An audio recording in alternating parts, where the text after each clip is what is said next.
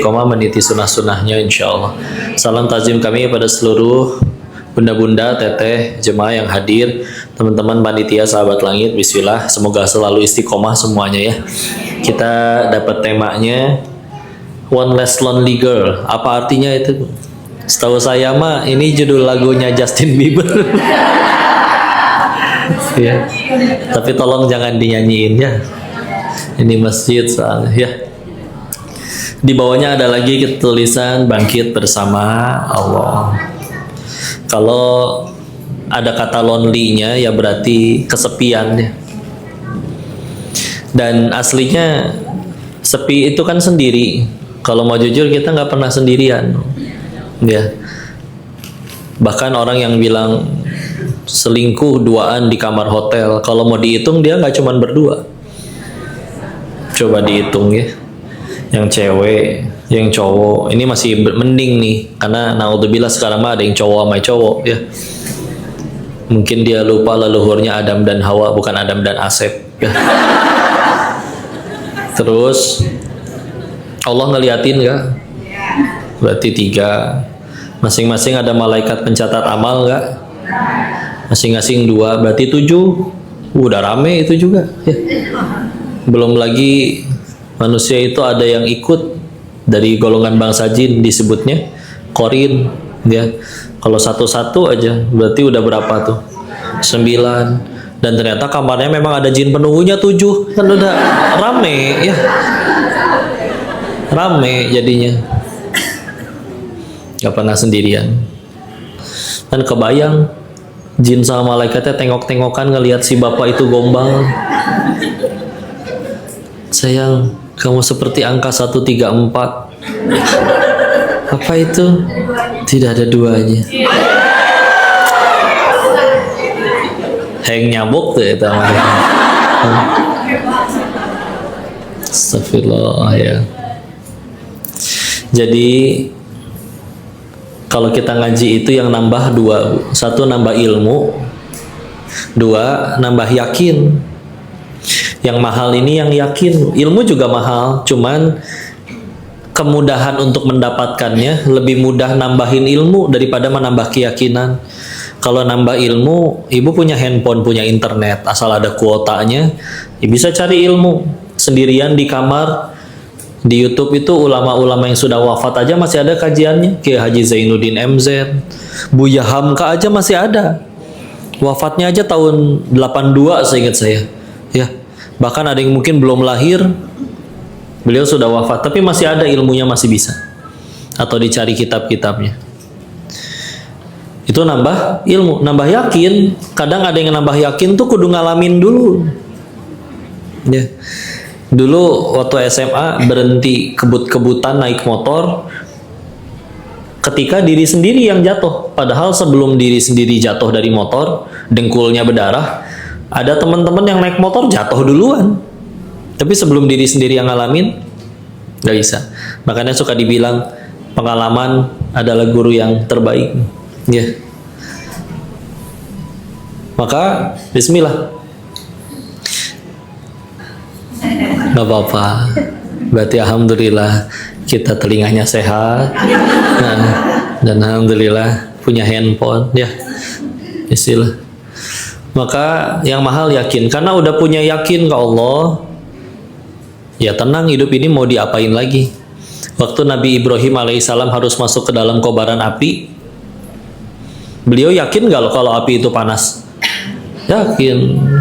Di situ, di zaman itu api sudah ada, sudah ditemukan. Tidak mungkin dengan polosnya, apa ya itu nyala-nyala, masuk nggak mungkin. Beliau tahu api itu panas. Tapi daripada yakin api itu panas, beliau lebih yakin 3 hal. 1, kalau kata Allah saya harus mati, nggak usah pakai api juga saya bisa mati. Karena ajalnya bukan di api, tapi di tangan Allah. Ya. 2, kalau kata Allah saya tidak akan mati, mau api, mau tsunami, mau meteor, mau gunung berapi meletus, apapun itu, saya tidak akan mati kalau Allah tidak izinkan. Jangankan mati, Allah nggak izinin, bersatu seluruh jin dan manusia ingin mencelakai, Allah tidak berikan izin, sehelai rambut pun nggak akan jatuh. Ajek banget itu keyakinan. Itu keyakinan yang kedua. Keyakinan yang ketiga, kalau saya udah melakukan ini untuk Allah, tetap mati, pasti Allah ganti dengan sesuatu yang jauh lebih baik. Beliau lebih yakin tentang 3 hal itu daripada yakin api itu panas.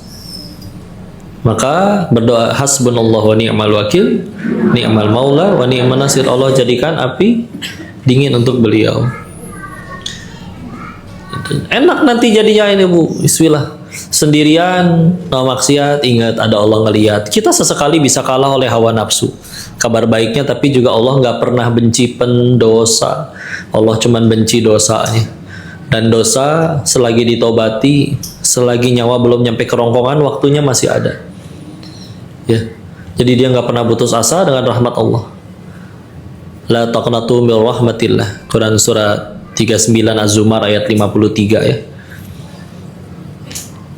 Wahai hamba-hambaku yang melampaui batas, ya, janganlah kalian berputus asa. La taqnatu min rahmatillah. Janganlah kalian berputus asa dari rahmat Allah. Innallaha yaghfiru dzunuba jami'a. Sesungguhnya Allah itu mengampuni dosa jami'a, semuanya.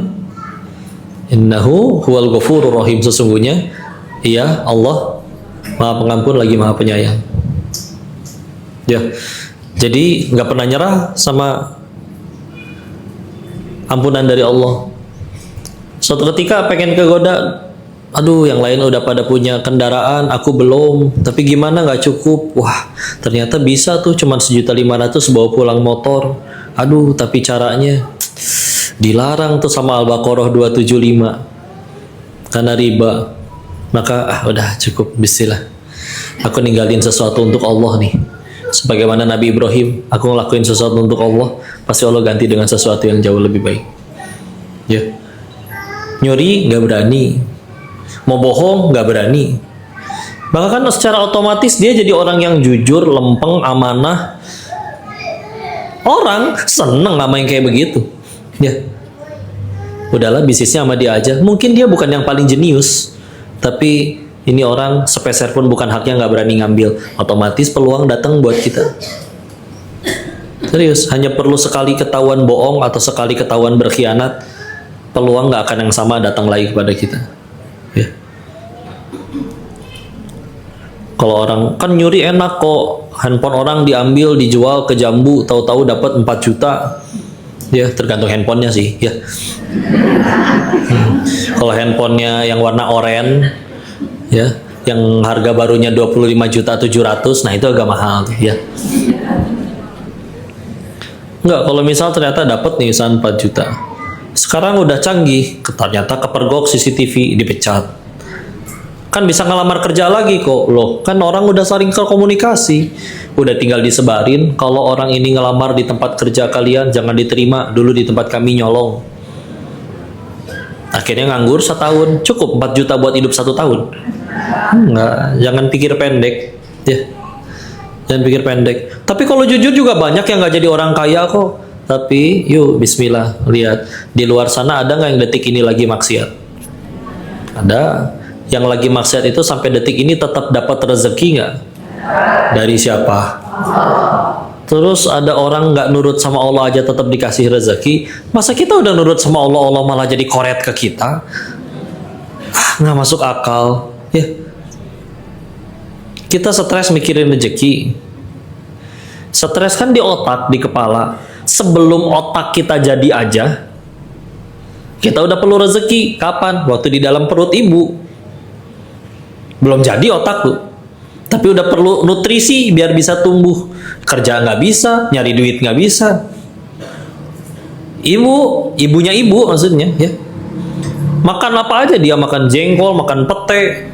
Tubuh tuh ngerti itu mana yang jadi nutrisi, vitamin diserap, dimasukin ke plasenta, tumbuh si janin. Ampasnya dibuang, ya. Tumbuh, lahir nih udah gara gede, ya. Iya kan? Ibu pernah orok kan? Masa lahir langsung segede gini ibu? Ya. Pertanyaannya sederhana, itu janin yang keluar pergi nyari rezeki atau rezeki yang datengin janin? Ya. Terus kamu udah gede bisa kerja, bisa minta sama Tuhanmu, segitu ragunya sama Allah? Jangan. lahir, umur orang tuanya nggak ada yang tahu, tahu-tahu pulang duluan. Allah takdirin dia kehilangan ibu, berarti nggak ada yang ngasih asi. Allah ciptain ibu sapi, ya. Iya, iya kan? Terus kalau pernah kajian di pabrik sapi, pabrik susu, saya tanya, ini ladang sapinya di mana bisa menyediakan susu se-Indonesia? Oh, ternyata ada di New Zealand. Hah, Selandia Baru. Wah, kita cuma tahu namanya, belum pernah ke sana. Ya. Tapi kita aja yang udah dewasa belum pernah ke sana, apalagi yang orok. Tapi nyampe tuh. Iya kan? Diimpor, nyampe ke Indo, ayahnya nyari nafkah karena si orang tuanya nggak bisa, si anaknya nggak bisa nyari nafkah sendiri. Pokoknya nyampe ke mulut si bayi, plek di dalam empeng, di dalam botol susu. Kan pertanyaannya sederhana, itu bayi yang datengin sapi atau sapi yang datengin bayi? Bukan sapinya, Bu, tapi bukan susunya, air susunya. Susunya mah kan nggak gantung misalnya. Maaf ya, digocek. Ya. Serius. Makanya kadang buat nambah keyakinan, salah satu hal yang perlu kita lakukan itu tafakur. Mikir aja gitu. Serba apa tuh dipikirin, tapi nyambungnya ke Allah. Ya. Berarti kan kita makan wortel karena katanya perlu vitamin A buat mata. Emang kita ngerti itu vitamin A-nya belah mana? Kita mah cuma tahu ngigit aja, ngigit, ngunyah. Nanti itu pencernaan udah dimulai tuh dari mulut tuh. Di dalam mulut ada enzim petialin atau amilase. Ya, dia udah bisa mengolah terus nyampe ke lambung dengan gerakan peristaltik nyampe ke dalam perut, ya. Dan segala macam pencernaan masuk dari lambung, usus kecil dulu dibagi 3, jejunum, ileum, duodenum, ya. Baru nyampe ke usus besar, diserap nutrisi ini dijemput oleh darah, dialirin ke bagian tubuh yang membutuhkan. Semuanya tanpa mikir, bahkan kadang sambil maksiat. Nyampe weh. Ya. Nanti udah beres diserap nutrisinya, bagian yang harus dibuang ya dibuang dan diberikan sinyal yang sempurna untuk waktunya membuang. Mules. Suatu saat mules itu canggih, Bu. Suatu saat zaman makin canggih, perut ibu bisa connect ke handphone pakai Bluetooth. Waktunya perut penuh harus buang air, handphone bunyi, waktunya ke toilet gitu. Ibu lagi pules, nggak akan bangun.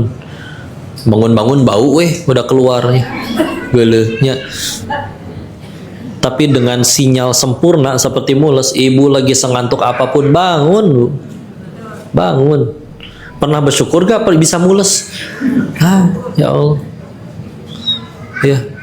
Makan kita nggak peduli apa, ternyata ada yang kurang higienis, tubuh ngerti itu. Jadi mules itu proses untuk, wah ini kotor, buang, dorong jadinya, karena racun semua itu teh. Ya. Karena kalau makanannya sehat nggak akan dikasih mules kecuali sudah diserap semua. Allah aturin. Ya. Karena dulu ada orang solih kalau ditanya siapa itu Allah bagimu, dia menjawab, dialah Allah yang tetap memasukkan udara ke ruanganku padahal aku sedang bermaksiat mengkhianatinya di dalamnya. Ya. Diurus asli. Segimana rumitnya juga nyampe. Sebagaimana tadi sapi makannya rumput jadi susu. Coba kita makan rumput pahit, boro-boro jadi susu. Ya. Nyampe. Jadi ibu paham kan kenapa kita nggak boleh nikah sama sapi? Karena apa? Ya karena beda spesies, Bu.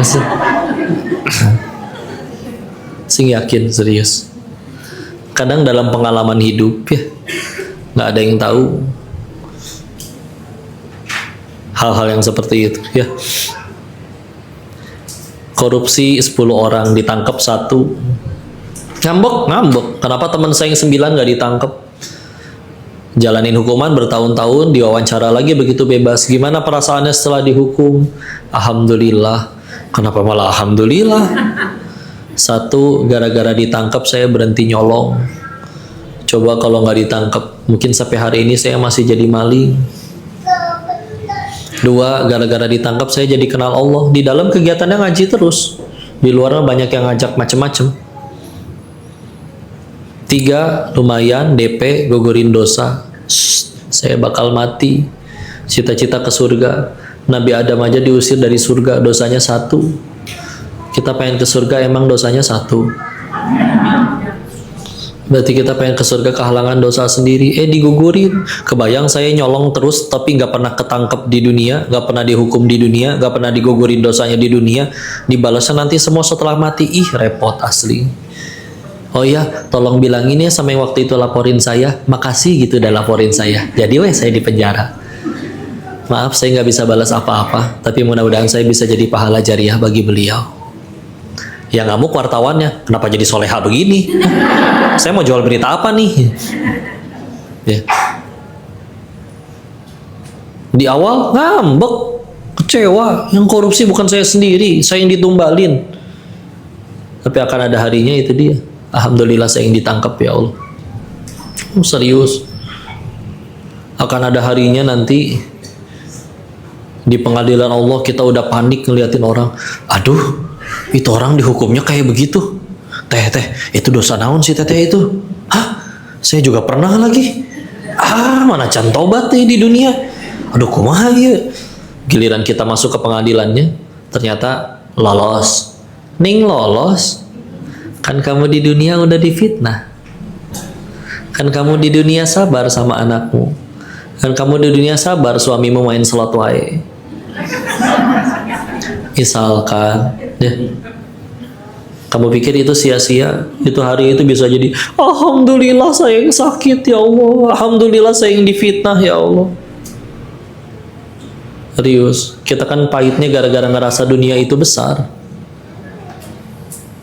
Ada yang pernah naik pesawat? Katanya iman itu seperti naik pesawat, semakin tinggi terbangnya, semakin kecil kita ngelihat dunia.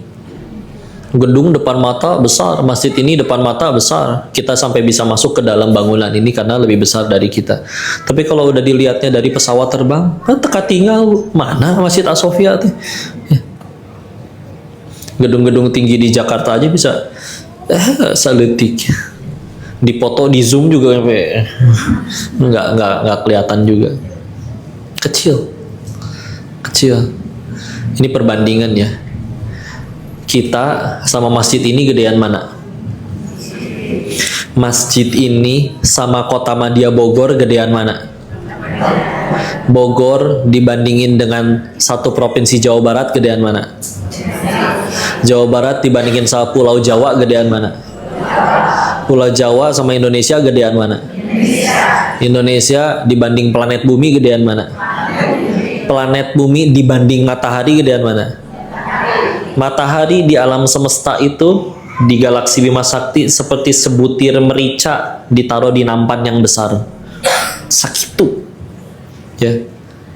Dan alam semesta itu baru satu galaksi. Ada sekian banyak galaksi kalau kata orang astronomi ya.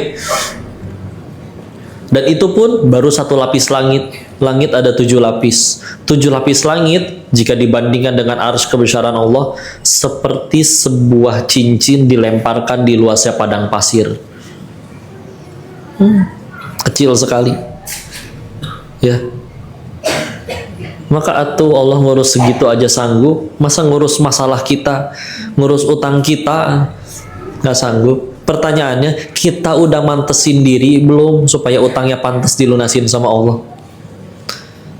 Kan kadang mah kita WA sana sini dulu, nggak ada yang bisa minjemin baru deh sujud.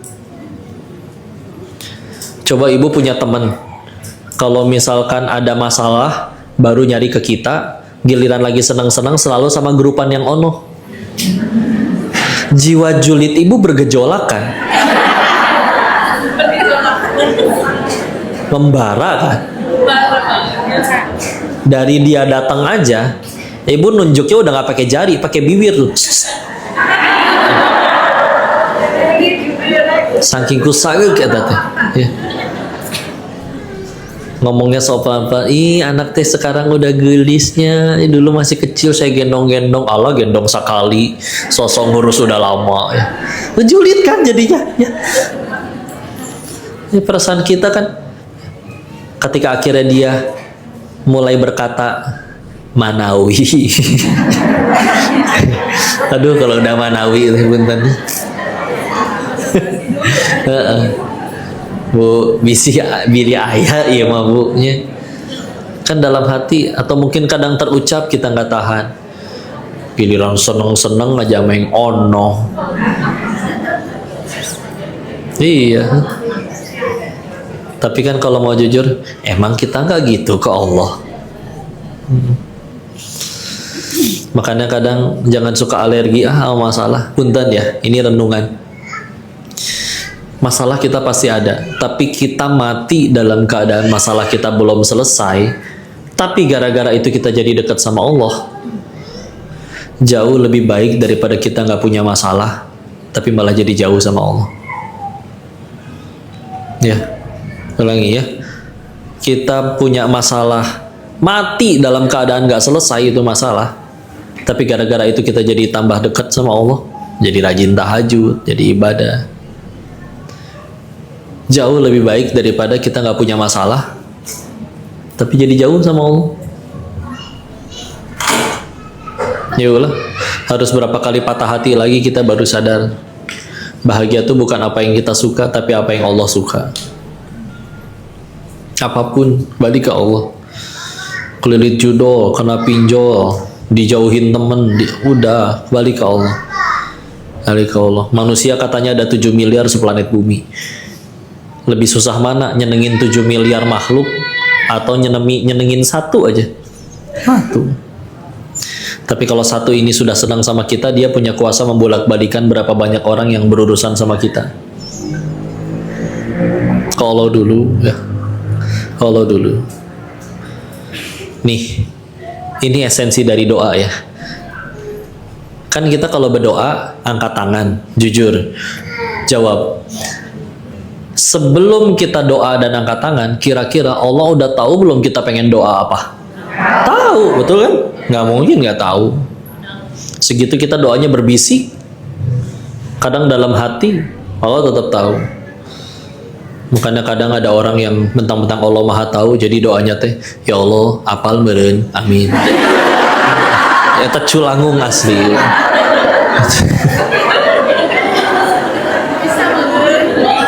Ya Allah, astagfirullah.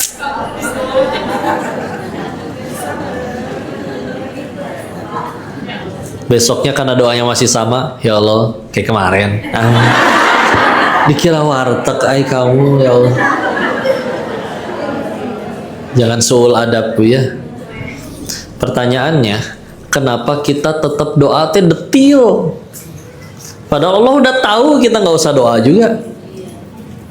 Jawabannya satu, itulah esensi doa, menunjukkan kita tuh hamba. Karena nanti akan datang harinya kita punya masalah kayak yang banyak, teman nggak ada, duit nggak punya tabungan, tapi kok ya beres.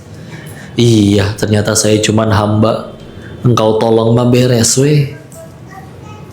Atau kebalik, ya Allah masalah tuh kecil, tabungan ada, teman banyak, kok nggak beres-beres? Iya, ternyata sama, saya juga hamba. Allah nggak tolong masalah sekecil apapun nggak beres. Dengan akhirnya timbul perasaan kayak gitu kan, coba kita selamat dari banyak dosa, dosa sombong, dosa ujub, takabur, belagu, tengil, agul. Ada ngerasa iya tuh saya nggak bisa nanaon. Nggak bisa apa-apa.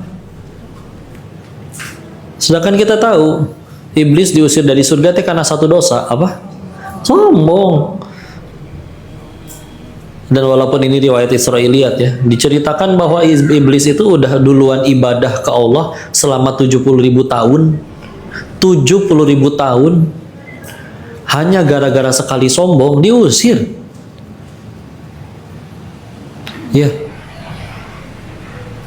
Maka nggak boleh ada Makanya kita disuruh doa gitu supaya kita nyadar, ya Allah, masalah teh besar, engkau tolong mah beres, masalah teh kecil, engkau nggak tolong mah asli nggak beres-beres ini masalah. Jadi akhirnya punya hati yang selalu menghamba. Nanti udah menghamba, masalah beres, mudah Allah beresin. Masalahnya nggak beres pun mudah bagi Allah dibikin jadi tenang kita. Coba masalah kita sama masalah Nabi, beratan masalah Nabi. Tapi Nabi nggak ada satupun yang ngeluh. Kebayang Nabi Yunus ditelan ikan paus terus berdoanya, ya Allah kia-kia tehnya tuh ujian teh, ya Allah pan orang teh Nabi. Enggak. Tahu doanya? Terkenal doanya, surat 21 Al-Anbiya ayat 87. La ilaha illa anta subhanaka inni kuntu minadz dzalimin. La ilaha illa anta, tidak ada ilah selain engkau. Subhanaka, maha suci engkau. Inni, sesungguhnya, kuntu minadz dzalimin, sesungguhnya aku yang zalim. Udah cukup. Nggak nyalahin umatnya, nggak nyalahin siapa-siapa, nyalahin diri sendiri. Karena itulah orang beriman, apapun yang terjadi dalam hidupnya, yang dia pikirin cuma satu, gimana caranya aku jadi tambah dekat sama Allah. Kita kalau ada masalah yang dipikirin apa? Masalahnya beres. Boleh sih mikirin masalahnya beres, tapi kan salah fokus jadi. Artis ketahuan selingkuh, masalah bagi dia. Tapi kalau yang dipikirin bukan gimana caranya dia diampuni Allah, yang dipikirin adalah gimana ya follower saya kabur, gimana ya kontrak sinetron diputus, gimana ya endorsan jadi sepi, gimana saya tepayu deh nggak laku lagi di TV ya. Kalau itu yang dipikirin, stres. Karena apa yang harusnya dipikirin? Gimana caranya gara-gara kejadian ini saya jadi diampuni Allah. So, ada yang pernah kehilangan handphone atau motor? Ada. Yang siapa yang langsung mikir, ya Allah, gimana caranya gara-gara kejadian ini saya diampuni olehmu ya Allah. Kita langsung mikirnya biasanya apa? Gimana nih biar motor saya balik lagi? Ada yang lapor, ada yang ngejar, ada yang broadcast message kalau nemuin motor dengan plat ini, ya, macam-macam, ya. Padahal itu maling, bisa-bisanya milih motor ibu atau milih handphone ibu, kan pasti dengan seizin Allah, bukan berarti Allah pengen jahatin, ya. Karena kalau Allah udah pengen jaga kita, kita mau naruh handphone ketinggalan 4 hari, kata Allah masih nggak hilang, ada di situ. Ada. Kita lupa nyabut kunci di motor, kata Allah emang itu milik. Allah tidak berniat untuk menjadikan itu penggugur dosa gara-gara motornya hilang. Ditemuin orang kuncinya, ada yang nyimpenin, ditungguin di situ. Pas kita lagi celinguk nyari kunci motor ya. Kamu tahu, bukan pengen gombal, bukan. Nih, oh simpenin, ya, simpenin. Jadi kalau misalnya kita punya masalah, terus cerita ke orang atau tahu-tahu ada yang nasihatin, makanya kamu teh tobat, jangan lalah tersinggung. Emang saya dosa apa? Jangan tersinggung, ya. Jangan tersinggung, karena ngerasa diri nggak punya dosa, dosa sih, ya. Bahkan Imam Ghazali menyatakan di kitabnya Imam Ihya Ulumuddin, salah satu dosa besar yang paling tidak terasa itu merasa diri ini sudah aman dari azab Allah. Aman di mana? Zuhur 2:30, Asar 2:30 gara-gara nanggung 2 episode lagi. Sholat kul yakul huwa, sekalinya ganti ina atau ina. Subuh sebangunnya kadang 9:30. Sekalinya lama sujud karena lagi mikir abis ini tasyahud apa berdiri teh.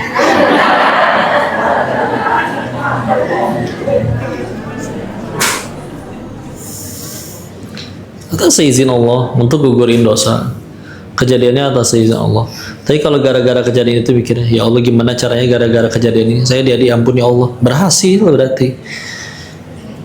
Jadi jangan tersinggung. Wah kamu teh kudu tobat. Kenapa ya kok suami saya begini? Kenapa ya kok anak saya begini? Kenapa ya kok orang tua saya gini? Kenapa ya kok mertua saya begini? Kayaknya kamu harus tobat. Jangan ngambek, hei. Serius, tobat itu obat dari semua masalah. Serius. Tobat itu obat dari semua masalah. Ya. Kok ada yang tobat terus, doanya baik, orangnya baik, soleh. Ya Nabi itu maksum, bersih dari dosa, tapi tetap tambah banyak ujiannya. Mudah bagi Allah, dibikin gak pernah ngeluh mereka, gak ngerasa berat. Berat secara fisik, tapi udah jalanin aja. Kita ujiannya gak seberat Nabi. Ya jujur aja ngeluhnya seperti apa. Punten ya, ngelihat orang atas izin Allah, pernah ngelihat orang ya dia pesan rendang, rendangnya datang depan mata, masih ngambek kene. Saya pengennya rendang yang restoran itu, ini bukan yang dari restoran ono, saya nggak mau. Ya Allah, daging kene. Di luar sana ada yang belum tentu makan daging setahun sekali, ngambek. Bangun rumah, pesennya warna merah, begitu jadi ngambek. Saya pengennya merah burgundi. Ini merahnya merah. Ternyata merah ada banyak, Bu. Hah, luar biasa wanita itu. Merah ati, merah burgundi, merah marun, merah muda. Kuning juga ya. Banyak tuh, ada hijau, hijau toska, hijau muntah kucing, hijau abu-abu monyet. Ditambah sekarang ada sage, terakota. Asa di sekolah nggak ada dulu warna itu. Ujuk-ujuk ngetren itu. Jadi cik atulah, yang lain ke belum tentu. Boro-boro mikirin rumahnya warna apa, besok tidur di mana, nggak kehujanan ke udah alhamdulillah. Bukan nggak boleh punya rumah warna terakota, Bu ya. Cuman ya jangan sampai jadi stres gara-gara itu, atau nggak worth it. Asik, nggak worth it. Karena judulnya pakai bahasa Inggris, One Less Lonely Girl. Justin Bieber. Ya. Jangan suka nyiksa diri ya. Dan kalau mau jujur bisa jadi emang diundang kelakuan kita ya. Kok saya nggak pernah nipu, kenapa saya ditipu? Nggak harus sama, Pak. Karena bisa jadi punten, dia memang bisnisnya nggak pernah nipu, tapi punten, misalkan selingkuh, istrinya soleha, Allah pengen gugurin dosanya, Allah pengen bikin dia kapok, ya. Nggak mungkin dong istrinya yang soleha dibikin jadi ngaco. Akhirnya ya udah dibikin ada yang nipu, nggak harus sama kan? Saya nggak pernah nipu, kenapa ditipu? Nggak harus sama. Semua yang kecopetan juga belum pernah nyopet biasanya. Iya kan? Iya nggak sih? Iya. Masa kudu pernah nyopet dulu baru ngalamin kecopetan? Tadi yang pada pernah hilang handphone, hilang motor, emang pernah nyolong motor? Itu kebayang tiungan kia nyolong motor, bawa-bawa kunci T kemana-mana. Ngerti nggak kunci T? Kunci T tapi bentuknya ya nggak harus sama. Nih kita lihat ya, tadi Nabi Yunus doanya kayak begitu. Nabi udah sahabat. Umar bin Khattab pernah mengambil sebatang ranting, diajak ngobrol, ranting enak ya jadi kamu.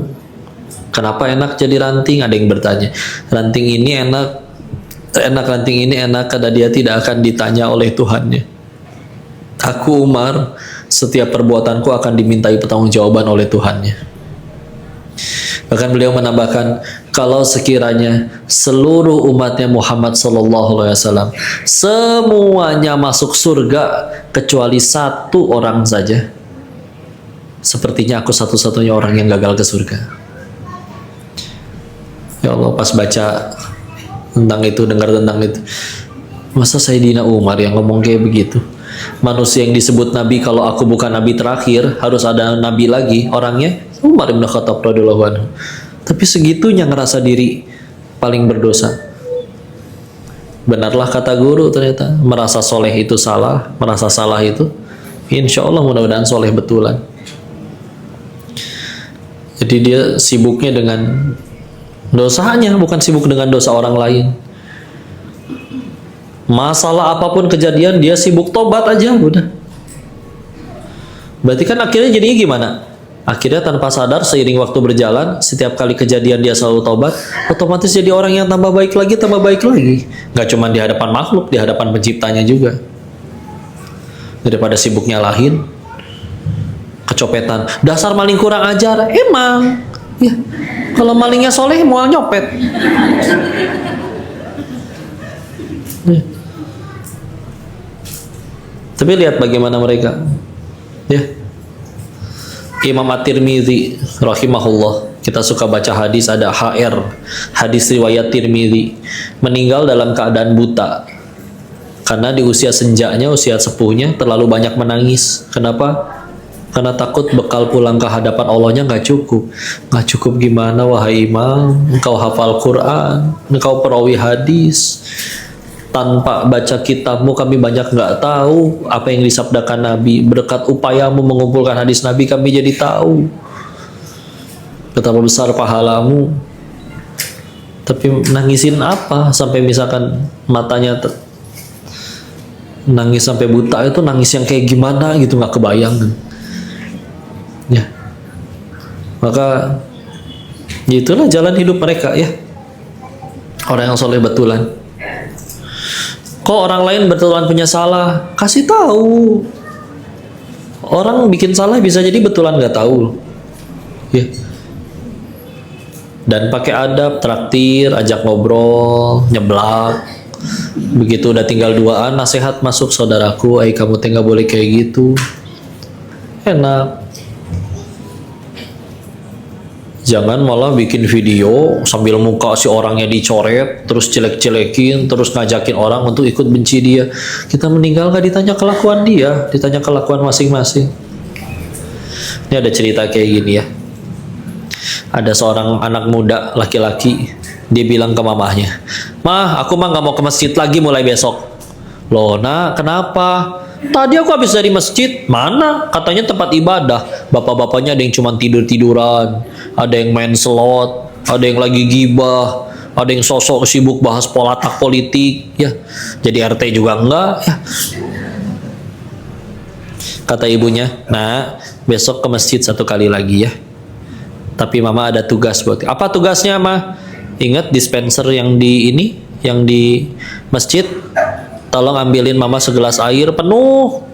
Tolong bawa ke mama, mama tunggu di depan masjid. Jangan tumpah sedikit pun." "Buat apa, Ma? Maksudnya biar apa ini, Teh?" "Nanti mama jelasin ya. Lakuin itu buat mama 1 kali lagi aja, nak ya." "Oke, Ma." Besok udah ngelawan ke masjid barengan. Mama tunggu di depan, anaknya ngambil sampai penuh. Dan biar nggak tumpah, dia pelan-pelan jagain. Pelan-pelan, akhirnya sampai ke si mamahnya. "Alhamdulillah, Mah, nggak tumpah nih, makasih ya, Nak." Nah, sambil tadi kamu ambil air ke dalam masjid, Bu pengen tanya nih, tadi waktu kamu bawa air ini keluar, kamu ngeliat nggak ada bapak-bapak lagi gibah?" "Nggak tahu sih, Mah, kan lagi sibuk sama airnya." "Ngeliat nggak ada bapak-bapak yang sibuk malah main handphone?"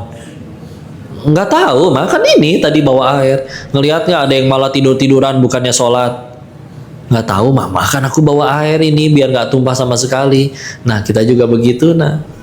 Jangan sampai kesibukan kamu nyari kesalahan orang lain membuat lupa kamu punya potensi untuk jadi baik. Ya. Bismillah. Kita juga akhirnya ya udah sibuk berkarya, sibuk jadi baik di hadapan Allah aja. Akan ada yang julid kok, ada selevel Nabi yang mulia aja ada yang julid, apalagi kita yang hina betulan. Pasti ada. Kalau mau jawab dengan santun. "Allah sok soleha." Biasa ke juga TikTok deh, sok ngaji ya. "Ntar ke ini lagi nih, dilepas lagi kerudungnya bla bla bla." Nah, jawab aja. Ngaji mah bukan tanda orang soleha, tapi tanda pengen jadi soleha. Baru ge pengen atuh. Berhasil nggak? Nggak tahu. Allah tolongnya jadi, Allah nggak tolongnya kita mah hamba. Yang kami tahu, kalau Allah udah nggak suka sama kita, gampang Allah matiin aja saya waktu lagi maksiat. Ini kenapa udah maksiat berapa kali nggak mati-mati? Oh, berarti Allah nungguin saya tobat. Dan inilah jalan tobatku. Ya.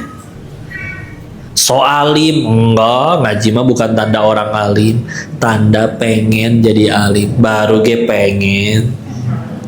Berhasil nggak? Nggak tahu. Allah tolong ya jadi, Allah nggak tolong ya udah, nggak bisa apa-apa. Ya. Enak, bismillah. Ya. Lagian, kalau ada orang yang betul-betul soleh dan berkualitas, dia nggak punya waktu buat maki-maki orang lain. Serius. Karena dia juga lagi sibuk mikirin dosanya sendiri, lagi sibuk tobat, sibuk ngaji, sibuk belajar, sibuk berkarya, sibuk tambah dekat sama Allah. Orang yang soleh betulan tahu, aduh ya Allah, Nabi Adam diusir dari surga dosanya 1, saya pengen ke surga dosanya nggak cuma 1, sedangkan semakin ke hari waktu buat ngumpulin pahala makin dikit. Karena aslinya makin hari itu kita makin dekat mati. Bahkan bisa jadi nanti malam nggak ada yang tahu. Karena tahu umurnya makin dikit, waktu untuk bikin pahalanya makin dikit, sedangkan bertambah umur juga potensi dosa nambah banyak. Dan waktu perjumpaan dengan Allah makin dekat, boro-boro ada waktu buat maki-maki orang. Si itu sekarang mulai ngaji, bikin akun siluman buat komen-komen mencaci maki. Ya. Masuk ke live-nya buat caci hina dia.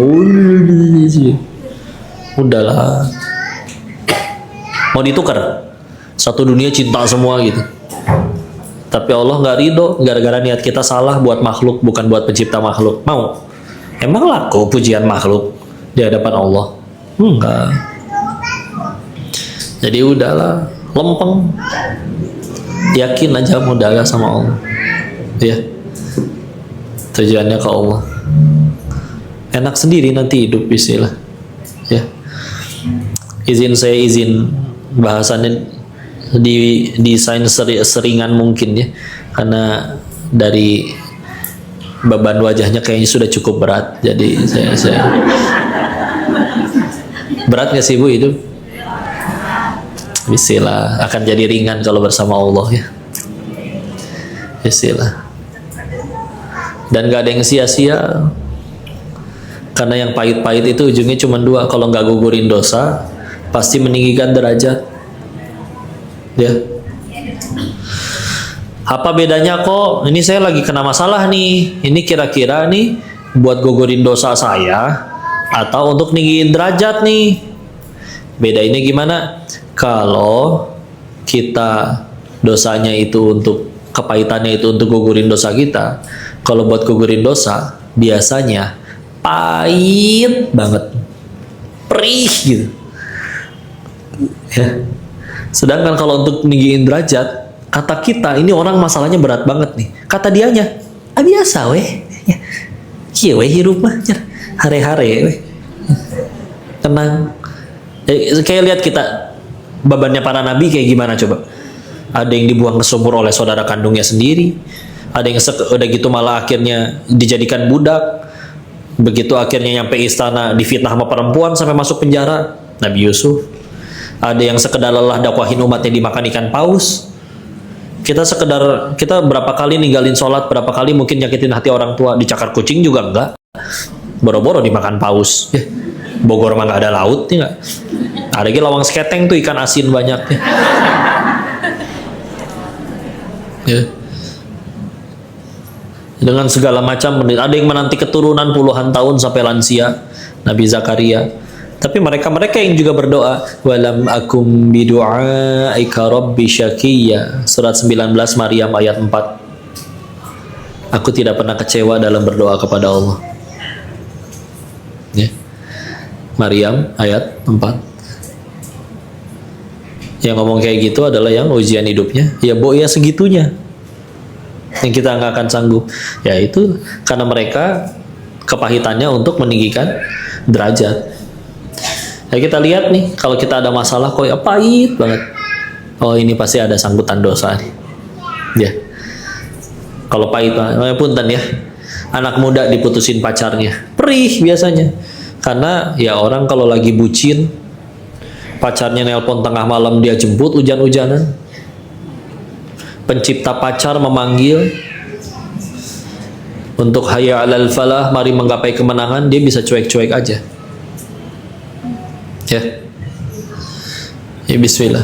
Sering-sering tafakur, nanti nambah yakin ke Allah. Selanjutnya nyobain belajar empati ya.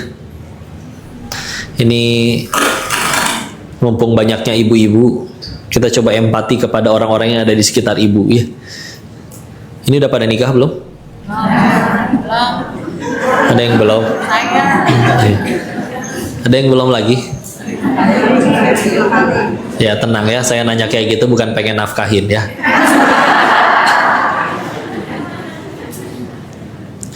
Yuk belajar empati ya. Dunia itu nggak semuanya tentang kita. Ya. Banyak yang, ya Allah perjuangannya. Bogor kan kota hujan ya. Kita kadang kebayang 1:30 malam bisa hujan kene di Bogor teh tuh. Tapi kita tahu tidak, itu di jalan raya jam 1:30 malam masih ada orang yang lewat naik motor hujan-hujanannya. Kadang kalau ditanya untuk apa, ya ada yang lagi nyari nafkah bu untuk istrinya. Bu. Ya. Kalau kadang teman-teman guru-guru kami yang bikin konten dakwah ya, kadang mereka syuting bisa nyampe malam 1:30, lapar, mesen ojek online, diantar pak jam segini masih nganter, iya kapan pulangnya, nantilah tunggu sampai dapat 100 ribuan. Kita harga belinya tuh bisa nyampe 500 ribuan lebih, tapi si supirnya berapa ribu paling, atau berapa puluh ribu ya. Istirahatnya kapan? Nanti habis subuh tidur dulu sebentar jam 8 jam 9 narik lagi. Nggak capek pak. Setiap kali saya capek mau berhenti saya ingat wajah istri saya. Istri saya itu dia punya sekian banyak orang yang rela mati untuk bahagiain dia. Ayahnya, ibunya, adik atau kakaknya. Lalu hanya atas nama syariat dia tinggalkan semua orang yang rela mati untuk dia, hanya untuk dampingin aku, laki-laki yang baru dia kenal beberapa bulan sebelum pernikahan. Maka kalau selagi dia bersamaku, aku cuman bisa nyiksa dia, nyakitin dia. Aku gak mau jadi laki-laki seburuk itu. Ada berangkat tuh gak peduli. Ibu pernah ngelihat ada orang yang bersihin tiang listrik naik ke atas tuh, di atas sutet dengan resiko kesetrum. Sama itu dia demi anaknya, demi istri ya. Dan jangan kira mentang-mentang ayah nggak pernah nangis, suami nggak pernah nangis di hadapan kita, mereka seolah hidupnya nggak ada masalah. Oh, mereka bisa jadi sambil nangisnya tadi di atas. Serius. Laki-laki punya harga, suka yang disebut harga diri itu ya. Kau enggak, mereka mendingan nangis dulu di jalan atau pulang mampir dulu ke musola, sholat, beres, udah tenang baru pulang. Karena dia ingat anaknya udah capek belajar, ngadepin teman-teman yang mungkin ada yang ngebully dia, istrinya harus nyusuin, ngurus rumah dengan ngejar-ngejar tuh anak toddler yang lagi aktif-aktifnya. Nggak pengen bawa masalah datang tuh malah nambah derita. Hirup teh susah. Nggak pengen. Karena yang pada punya anak laki-laki, peluk yang erat-erat, pastikan dia sudah mendapat kasih sayang yang cukup. Karena nanti dia harus jadi orang yang jadi nanggung beban sekian banyak orang. Maaf ya, istri saya lagi banyak mikir kayak gitu. Jadi perempuan kadang punten. Kamu asal hidup lurus, soleha, rajin ngaji, bisa masak dikit-dikit, suatu saat kamu akan dijemput oleh pria soleh, insya Allah. Serius. Ya. Serius, tapi laki-laki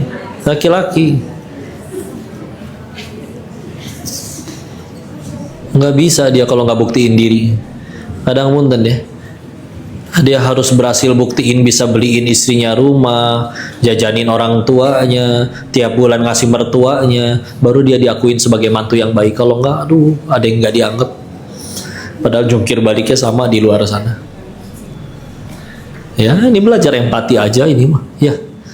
Nanti di hadapan para suami sama, saya bahasnya berarti tentang perjuangan istri. Jangan dikira mudah. Ya. Laki-laki nggak sanggup jadi perempuan, perempuan juga ada satu titik di mana dia nggak sanggup jadi laki-laki. Tapi tafakur seperti ini tuh menghidupkan hati. Ya. Jadi hidup tuh nggak cuma tentang kita doang. Ya.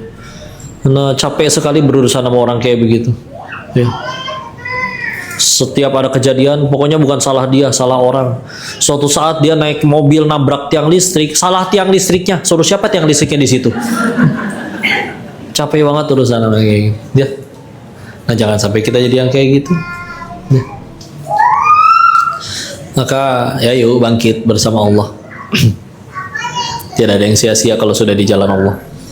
Ya, sisain waktu yuk untuk ngobrol-ngobrol, tanya jawab, diskusi, atau dikoreksi barangkali saya ada salah menyampaikan. Mangga, silakan. Ada tanya jawab tidak? Iya. Emang ada yang mau nanya? Saya kembalikan lagi kepada Ustazah. Tafadhol. Hah? Sunduk dulu. Oh, sunduk dulu katanya Bu. Siapkan infak terbaik ya. Izin. Ya. Insyaallah saya Ustaz, Masya Allah materinya mendalam sekali ya. Baik, nanti sebelum dibuka tanya jawab, Tidak gelis terus, tidak cantik terus gitu atau kumaha? terbaiknya. Jadi di Masjid As-Sofia Kota Bogor. Dakwah. Tahu nggak Masjid As-Sofia? Semoga bisa terus berjalan dan doakan kami selalu. Oh, gelisah. Di jalan Allah. Ala bidzikrillahi tatmainul qulub, surat 13 ayat 28. Hanya dengan mengingat Allah maka hati menjadi tenang, tentram. Jadi kalau lagi gelisah, mungkin kita lagi nggak ingat Allah, balikin lagi ke Allah, insya Allah nanti lebih enak. وما تكلم جدع فيها شترها Amin ya rabbal alamin. وحين من جاء وقت الله ساء. Kok masih nunggu visa? Visanya kalau yang karena keberangkatan yang tahun ini kok bukan pakai visa yang ONH plus. Nah, jadi masih pakai visa mujamalah. Nah, yang mujamalah ini masih nunggu. Ini bisa jadi nanti sore keluar visa, maka kok besok harus berangkat. Dari travelnya masih nunggu kabar dari yang di Arabnya. Tapi begitu nanti ada visa hari ini keluar, berarti besok kok langsung berangkat. Karena kan emang masih sempet ya. Nanti puncak hajinya kan Arafah itu di tanggal 26 Mei-nya kalau nggak salah. 26 Mei saya tahu. Jadi yang telat berangkat sebelum itu 2 hari sebelumnya masih bisa ngejar buat rangkaian haji langsung ke Mekah.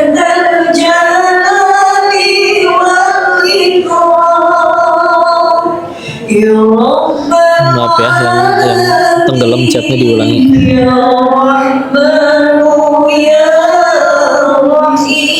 Amin ya Allah, semoga suaminya jadi orang baik ya. Ya, semoga mantan suaminya memberi nafkah ya. Haji sama rombongan, ada satu bus sama travel juga. Belajar ikhlas, latihan untuk beramal secara rahasia. Karena salah satu ciri ikhlas itu ada orang, tidak ada orang, sama saja amalnya. Kalau ada orang semangat ibadah, nggak ada orang baru tidak semangat ibadah, itu pertanda tidak ikhlas. Maka bismillah, cara latihannya gimana? Harus belajar punya amalan rahasia yang dilakukannya sendiri tanpa ada siapapun orang yang tahu. Amin ya rabbal alamin. Tadi diurus Allah, sekarang di Tangerang ya. Amin, semoga suami yang mendapatkan hidayah jadi suami yang baik.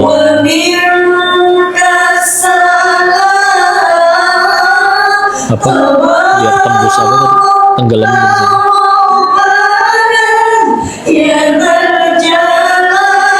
Zifara dan siapa? Dan Nabila. Amin. Mudah-mudahan Zifara dan Nabila Allah berikan tempat menuntut ilmu yang terbaik menurut Allah. Bismillah. Berarti ikhtiar maksimal. Sini gimana Allah? Istiqoroh lah. Istilah. Kalau lagi bingung antara dua pilihan. Ya lekas sembuh ya. Syafakillah la ba'sa tahura. Allahumma rabbana safibil ba'sa ishfi anta syafi la syafi la anta syifan la yughadiru saqaman. Kemalingan ya Allah, apa aja yang hilang? Masya Allah, jazakumullah khair kepada seluruh sahabat Syila yang telah menginfakkan rezekinya. Semoga kita bisa menggunakan dengan amanah yang sudah diberikan kepada kita. Terima kasih kembali. Kau jawabin pertanyaan yang di sini dulu ya. Sesi 2, pertanyaan 2. Apa sebelum itu? Oke, bagi yang mau bertanya untuk 2 orang, boleh? Easy. Mudah-mudahan waktunya cukup jadi bisa semua ya. Atau biar cepat nanti saya jawab nggak tahu, jadi kan cepat. maaf. Silakan. Assalamualaikum warahmatullahi wabarakatuh. Waalaikumsalam warahmatullahi wabarakatuh. Izin bertanya Pak. Enggak. Saya ibu dari Ibu dari anak. 4 anak. Masya Allah. Anak pertama saya sedang kuliah. Semester 5. Belum berhijab. Dari Enggak. dari kecil ya. Yang kan saya ibunya ya. Tetap saya pas Oh, tukar dulu mic-nya. Silakan. Ya siapa yang ibu yang tidak ingin anaknya menjadi solehah ya, dari kecil dididik diarahkan untuk berbusana muslim dan sebagainya. Karena ya sampai saat ini kuliah di Jogja belum berhijab. Suatu saat kalau nggak salah lebaran kemarin ya, ibu saya kebetulan haji yang ini sangat paham agama. Menegur saya, loh kenapa gitu kan dengan latar keluarga kami gitu kan, belum ini enggak di istilahnya seperti menyalahkan saya gitu kok. Seperti yang tidak dikasih arahan, tidak dididik, kok sampai nggak bisa sudah sebesar ini belum berjilbab. Paling saya hanya diam dan jangankan saya ya Pak sebagai ibu gitu, jadinya. Tapi suatu ketika begitu dari mana, tapi saya nggak tahan gitu ya, sedih gitu ya. Mungkin di luar sana apalagi gitu ya, orang-orang bilang ibunya bercadar anaknya belum berhijab gitu. Karena mungkin ini bibi saya seperti ibu saya, makanya berani bilang seperti itu kan, namanya sayang keponakan mungkin seperti itu. Tapi di saat itu perasaan saya dengan diam dan sedih, akhirnya entah dari mana gitu keluar kata-kata seperti itu. Jadi kan taufik hidayah itu hak prerogatif Allah. Saya sampai apa ya udah nggak bisa ngedebat gitu. Pertanyaan saya, salah nggak saya memberikan statement seperti itu, jawaban seperti itu? Saya takut juga ya, maksudnya kayak seperti melawan gitu ke orang tua. Bibi saya itu seperti saya ya. Tapi saya juga ngerti sih alasan dia seperti itu. Orang lain mungkin nggak akan berani ya, hanya mungkin di omongan di luar sana nggak mungkin berani gitu. Karena ini saya gitu. Itu aja sih kok. Baik, bisa. Kasih. Assalamualaikum. Waalaikumsalam warahmatullahi wabarakatuh. Baik, izin menjawab. Kalau dari isi dari statement, dari pernyataannya, memang betul ya. Taufik, hidayah, ya itu haknya ada di tangan Allah. Selevel Nabi sendiri pun pamannya tidak bisa Nabi kasih hidayah karena memang ada di tangan Allah. Itu satu. Walaupun memang kadang kita jawab kayak gitu, kalau kok biasanya sih ya doain aja ya. Mudah-mudahan bisa sanggup jadi lebih baik. Kabar baiknya begini, dakwah itu baru akan jadi berat kalau kita mewajibkan orang harus jadi soleh gara-gara kita. Ya, ingat, dakwah baru akan jadi berat kalau kita ngewajibin orang harus jadi soleh gara-gara kita. Kita gak pernah disuruh nyolehin orang. Ya. Tugas kita cuman surat 88 Al-Ghoshiyah ayat 21-22. Fadzakir innama anta mudzakir. Ingetin, tugas kamu cuman mengingatkan. Ya. Lasta alaihim musaitir. Engkau tidak berkuasa di atas yang lainnya. Jadi kalau kita ngewajibin orang harus jadi soleh gara-gara kita, pasti dakwah ini nanti kerasanya berat sekali. Ya. Kapan dianya jadi baik? Nggak tahu. Koko juga maaf ya. Mungkin sekian banyak tangisan air mata dari ibu untuk berharap Koko berhenti dari bisnis yang di Thailand dulu. Baru kejadiannya kapan? 2017 baru pulang Koko. Ya. Tapi itu dia, nggak ada yang sia-sia. Kita ngingetin orang jadi baik. Contoh punya teman ngingetin, bro, kamu sholat. Ternyata dia baru sholatnya 30 tahun kemudian. Apa pahalanya baru cair 30 tahun kemudian pas dia sholat? Enggak. Kita ngingetin, dia sholat nggak sholat, dia berhijab dia nggak berhijab. Selagi niat kita lurus tetap jadi pahala. Dia jadi baik setelah dengerin kita, Allah yang ubah, yang ngasih hidayah bukan kita, jangan ngaku-ngaku kitanya. Dia nggak jadi baik, niat kita tetap benar, tetap jadi pahala, tetap jadi amal soleh. Ya kan? Contoh lagi, kita bangun masjid, kasih 10.000. Ternyata kita meninggal duluan, masjidnya belum jadi. Nanti di hari akhir dapat buku catatan amal. Terus misalkan gak ketulis tuh yang sedekah 10.000, komplain. Kenapa nih tidak tertulis? Kan tidak mungkin dijawabnya kayak begini. Ya kan masjidnya belum jadi pahalanya belum cair. Gak mungkin. Iya kan? Masjid belum jadi, duit masih di kantong, hati udah niat, udah ada pahala niatnya tuh. Apalagi bentaran disampein, ada pahala perbuatan. Ada yang ngingetin, makasih sama dia, minta doanya. Kitanya gimana? Ikhtiar. Nabi Nuh 950 tahun dakwahin anaknya sendiri. Tetap kena air bah juga. Kita ya seumur anaknya. Anaknya misalkan 22 tahun ya berarti baru sekitar 20 tahunan. Ya. Belum nyampe 950 tahun. Tapi apakah ada yang sia-sia? Enggak.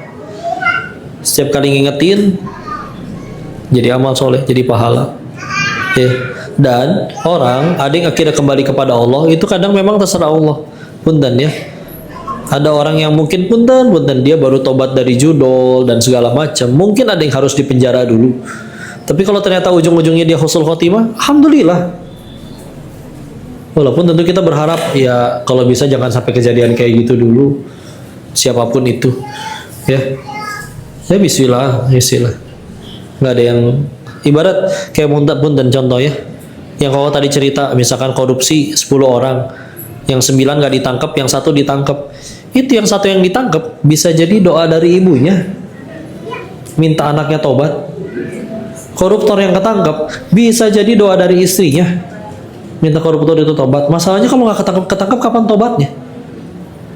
Ya, tentu kita pengennya nggak usah ngerasain kayak gitu dulu, langsung berubah jadi baik. Cuman ya inilah kita lagi di tempat, kita lagi bukan di tempat tinggal soalnya, kita lagi di tempat meninggal, tempat diuji, ya. Dan siapa yang paling beruntung nanti? Yang pulang ke hadapan Allah yang paling banyak bawa amalnya. Dan izin ibu, kalau suatu saat nanti ibu masuk surganya Allah,